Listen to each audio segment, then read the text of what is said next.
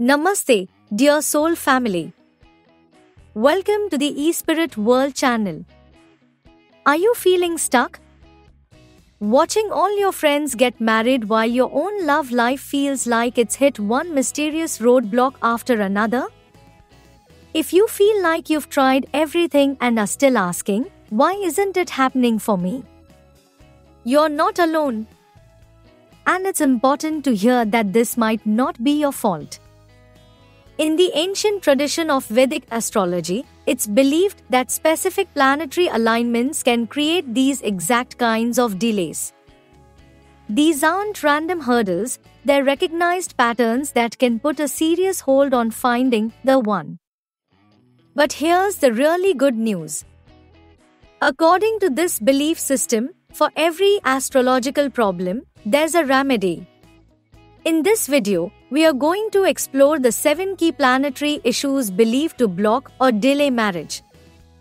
More importantly, I'll share practical, time-honored remedies for each one, helping you clear the path to the altar faster than you might think. The first planetary problem, the Great Delay, Saturn. First up is the most famous player when it comes to delays, Saturn or Shani. In astrology, Saturn is seen as the great teacher, the planet of discipline, karma, and maturity. He moves slowly because his job is to teach us patience and make sure we are truly ready for big commitments. When Saturn is positioned in or even looking at your 7th house, the house of marriage, or influencing your 7th house ruler or Venus, it essentially hits the brakes.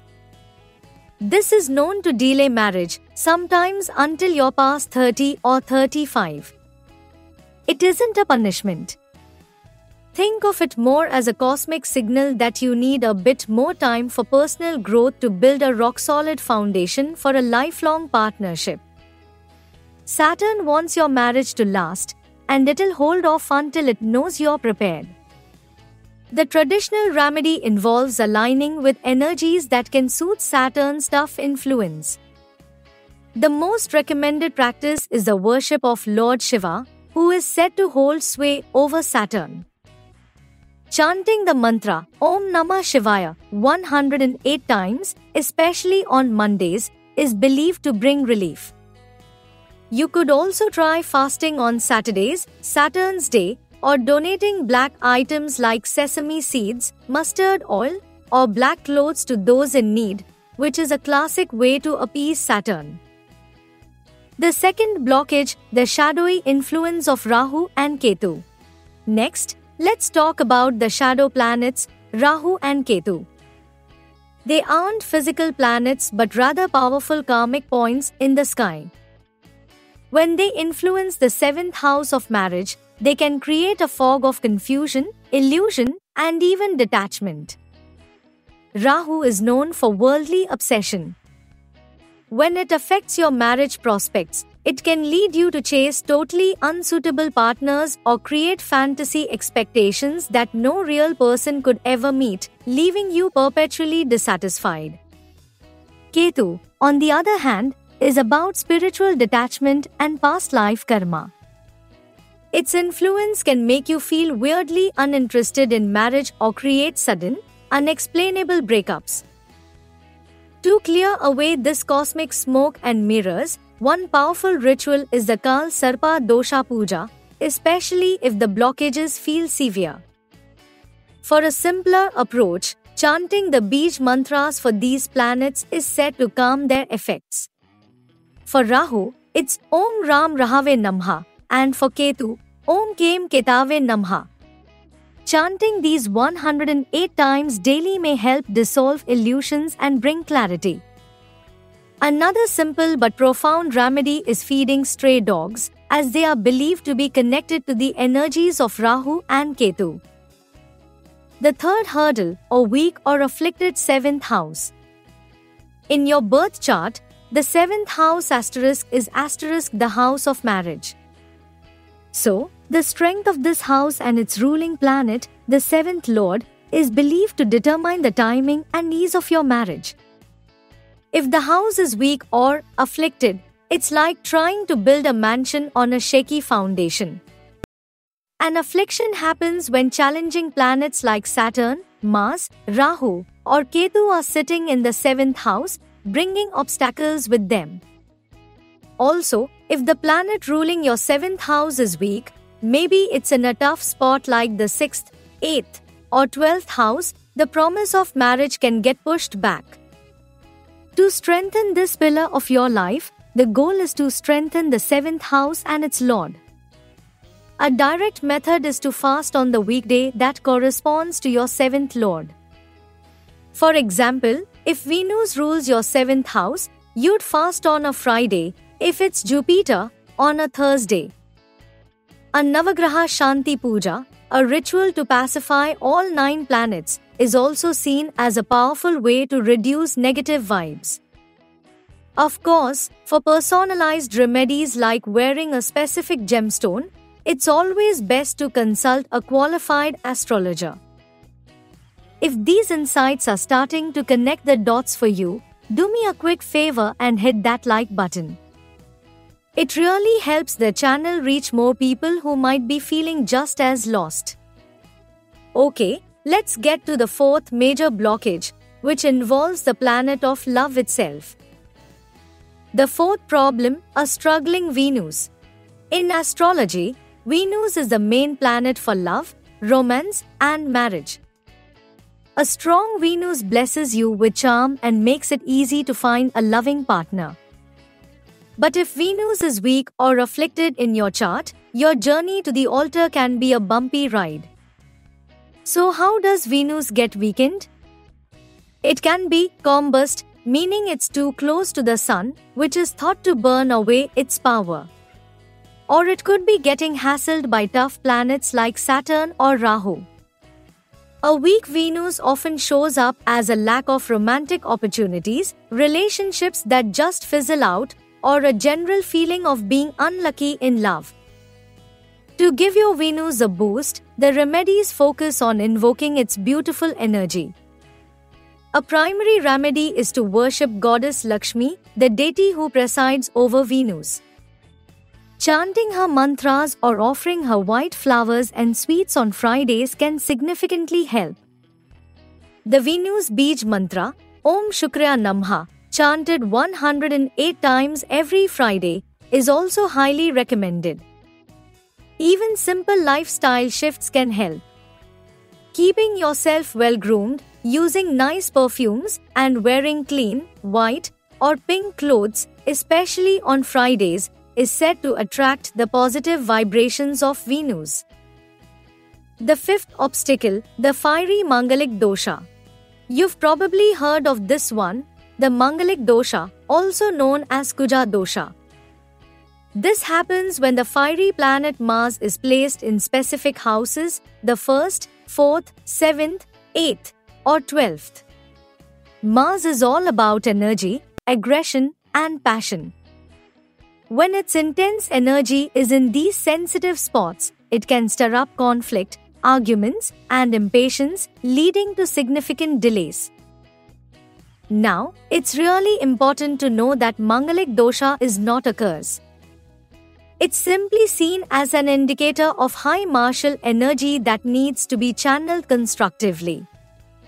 If that fiery energy isn't managed, it can easily disrupt the harmony a partnership needs. Vedic tradition offers a unique remedy for this, called Kumbh Vivah.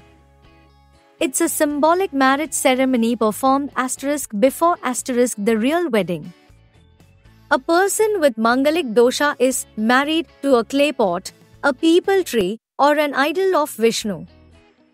It's believed that the negative effects of Mars are absorbed by this symbolic marriage, clearing the way for a peaceful actual one.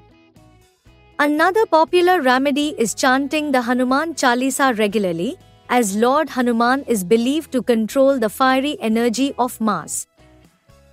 The 6th factor, unfavorable planetary timings, dashas. Sometimes, your chart might hold a beautiful promise of marriage, but you're still waiting. What gives? The answer often lies in dashas, or planetary periods. Vedic astrology uses a timing system where different phases of your life are ruled by different planets. If you're currently in the dasha, or main period, of a planet that is considered unfavorable for marriage in your chart, like Saturn or Rahu, then the event of marriage can get put on hold, even if the promise is there. Think of it this way: you own a fancy car, but you can't drive it without the key. The dasha is the key that unlocks the events in your chart. Marriage is believed to happen only when the dasha of a favorable planet kicks in, like the lord of your 7th house, Jupiter, or Venus. Remedies for an unfavorable dasha are very specific.